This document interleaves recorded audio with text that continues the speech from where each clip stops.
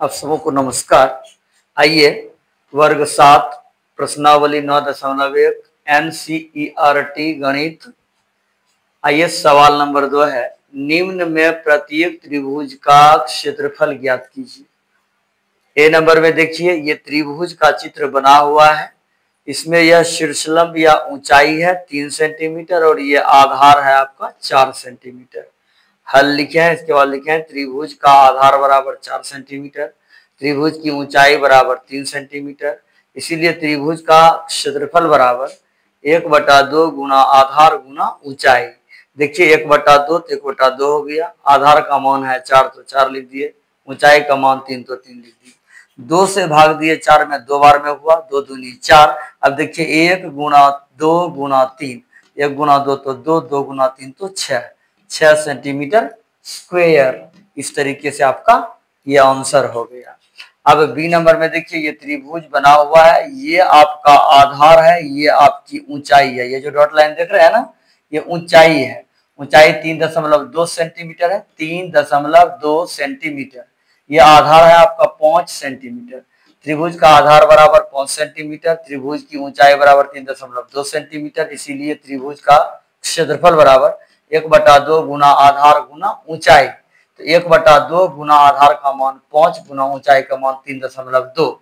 हम क्या किए, दशमलव को उड़ा दिए, तो उड़ाए तो दशमलव का ये बटा में तो दशमलव का 1 हो गया, दशमलव के बाद 1 अंक है तो 1 शून्य हो गया। आप देख रहे हैं खूब अच्छी तरह से।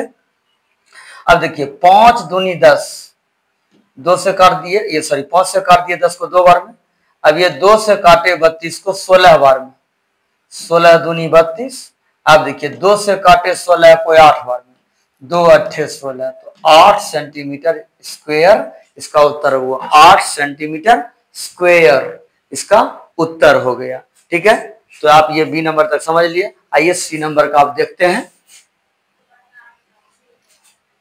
आइए सी नंबर सवाल को देखते हैं और यहाँ डी नंबर सवाल है। सी नंबर में देखिए एक तरह से कहिए तो यह समकोण त्रिभुज बना हुआ है। इसकी ये ऊंचाई है यानी शीर्षलंब जिसको बोलते हैं 4 सेंटीमीटर और ये आपका आधार है। और ये देख रहे हैं ऐसे करके ये जो बना हुआ है, मानिए ये 90 डिग्री का कोण बना रहा है, तो उसको ही लंब हम लोग बोलते हैं। तो त्रिभुज का आधार बराबर 4 सेंटीमीटर, त्रिभुज की ऊंचाई बराबर आधार बराबर 4 सेंटीमीटर होगा ना, आधार बराबर यहाँ होगा 3 सेंटीमीटर और ऊंचाई बराबर 4 सेंटीमीटर। ठीक है ना, इसमें थोड़ा सा मिसिंग किया हुआ है, हमने लिखने में मिस किया है।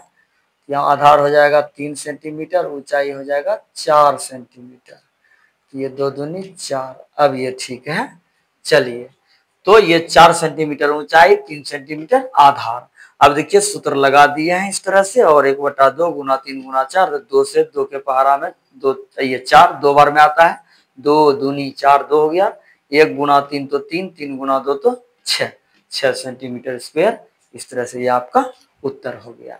अब इसमें आइए देखिए, इसमें ये जो डॉट लाइन वाला देख रहे हैं चित्र, ये 2 सेंटीमीटर, ये क्या है, शीर्षलंब है यानी ऊंचाई है, और ये जो है समकोण बनाने वाली भुजा है। ठीक है ना, यानी यहाँ पर समकोण यानी 90 डिग्री बन रहा है, और ये आपका आधार है। तो देखिए आधार 3 सेंटीमीटर, ऊंचाई 2 सेंटीमीटर, इसीलिए त्रिभुज का क्षेत्रफल बराबर 1/2 गुना आधार गुना ऊंचाई। अब यहाँ पर देखिए 1/2 गुना 3 गुना 2 किए, 2 से 2 काट दिए एक बार में, 2 के पहाड़ा में 2 एक बार में आता है, 1 गुना 3 तो 3, 3 गुना 1 तो 3, 3 सेंटीमीटर स्क्वायर। ये आपका उत्तर हो गया। इस तरह से आप अगला सवाल आप देखिए। आइए अब सवाल नंबर 3 को देखते हैं। रिक्त स्थान का मान ज्ञात कीजिए। ये आप देख रहे हैं सारणी बनी हुई है, इसको सारणी कहते हैं। क्रम संख्या यानी सवाल नंबर कितना, ABCD, आधार 20 सेंटीमीटर, ऊंचाई यानी ये क्रम संख्या आधार ऊंचाई समांतर चतुर्भुज।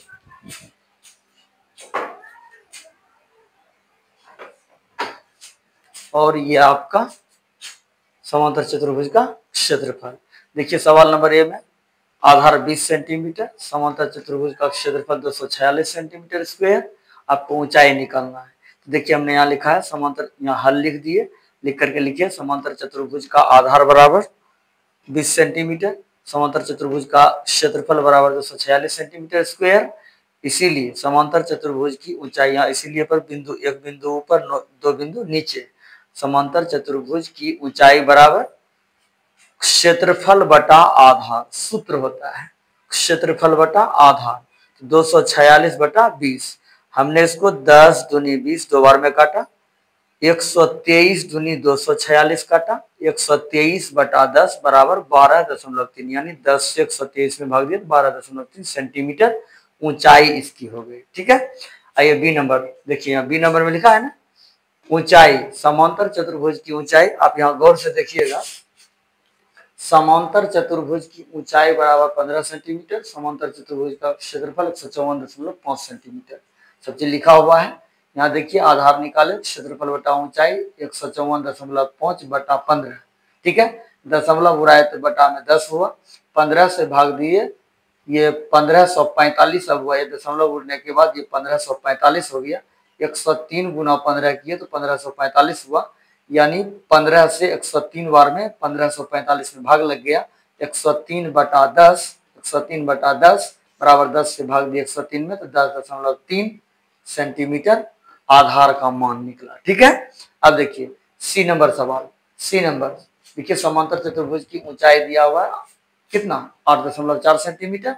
इसके बाद क्षेत्रफल देखिए दिया हुआ 48.72 सेंटीमीटर स्क्वायर, यहाँ दिया हुआ है।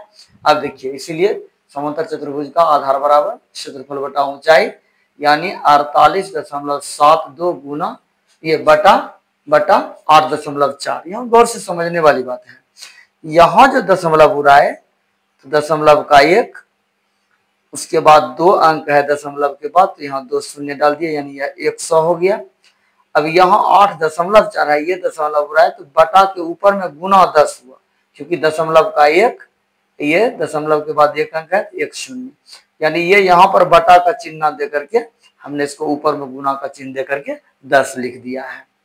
अब देखिए ये कैसे कटा है, ये दशमलव उड़ने के बाद 8 पर 4 अब 84 हो गया, 84 से भाग दिया 48 72 में, तो 58 बार में कटा। 58 बार में 58 गुना 84 करेंगे तो 4872 होगा। अब ये देखिए इधर, ये हमने काट दिया 58 बार में। अब देखिए शून्य से शून्य कट गया, 5 दूनी 10, 5 दूनी 10, 2 छुपा इसमें, 29 दूनी 58, इसमें भी 2 छुपा तो 29 हो गया। 29 बटा 5, जब हम 5 से 29 में भाग दिए तो 5.8 सेंटीमीटर इसका कि क्या आया, आधार आया। अब सवाल नंबर डी को हल करते हैं, आप लोग देखेंगे। आइए डी नंबर का सवाल देखते हैं। देखिए डी नंबर में, समांतर चतुर्भुज का आधार 15.6 सेंटीमीटर, समांतर चतुर्भुज का क्षेत्रफल 16.38 सेंटीमीटर स्क्वायर। इसीलिए समांतर चतुर्भुज की ऊंचाई बराबर क्षेत्रफल बटा आधार, ये 16.38 हुआ आपका क्षेत्रफल बटा 15.6 हुआ आपका आधार। अब देखिए दशमलव उड़ाया नीचे में, तो दशमलव का ऊपर में गुना में 1, दशमलव के बाद 1 अंक तो 1 शून्य हो गया 10।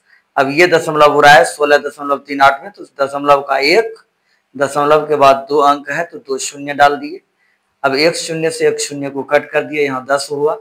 अब देखिए 156 को 2 बार में काटे तो यानी 78 हुआ, 1638 को भी 2 बार में काटे तो 819 हुआ। अब चूंकि कोई भी संख्या नहीं कटेगी तो 819 बटा 78 गुना 10 तो 780, यानी 819 गुना 780 बराबर, जब 780 से 819 में भाग देते हैं तो 1.05 सेंटीमीटर इसका उत्तर होता है। यानी 780 से 819 में भाग देते हैं तो 1.05 सेंटीमीटर इसका उत्तर होता है।